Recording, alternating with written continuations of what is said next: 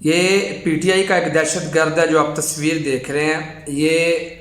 وہ فوجی ہے، وہ مرد مجاہد ہے جسے شیر خان شہید کے نام سے یاد کیا جاتا ہے.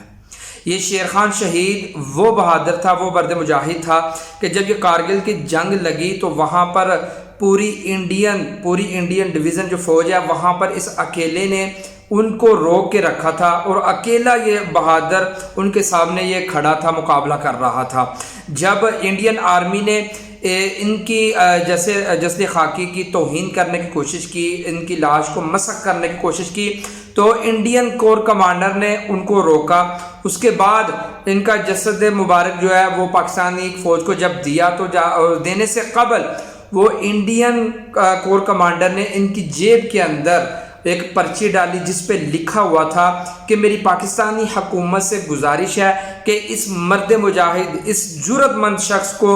ایک لازمی یہ نشان حیدر سے نوازا جائے. یہ وہ مرد مجاہد تھا، وہ مرد مجاہد تھا جسے انڈین آرمی بھی قبول کر رہی تھی اور ان کی بہادری پر رشک کرتی تھی. لیکن افسوس صد افسوس کہ میرے ملک پاکستان میں ایک ایسی دہشت گرد تنظیم، ایسی دہشت گرد تحریک جسے تحریک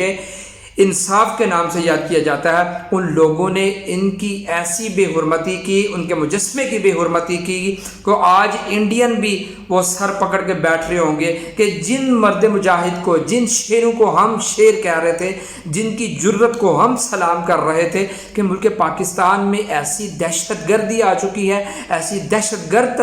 تنظیم نے جنم لے لیا کہ وہ آج ان کے مجسموں کی توہین کر رہے ہیں. یہ ان کے مجسموں کی توہین نہیں ہے بلکہ شہداء کی قبروں کی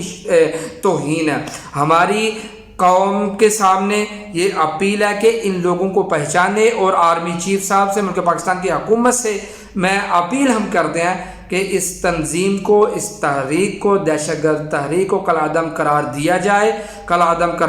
جائے. اگر آج آپ ان کے خلاف ایکشن نہیں لیں گے تو کل کو یہ ہمارے شہیدوں کو قبروں سے نکال کر ان کی بے حرمتی کریں گے.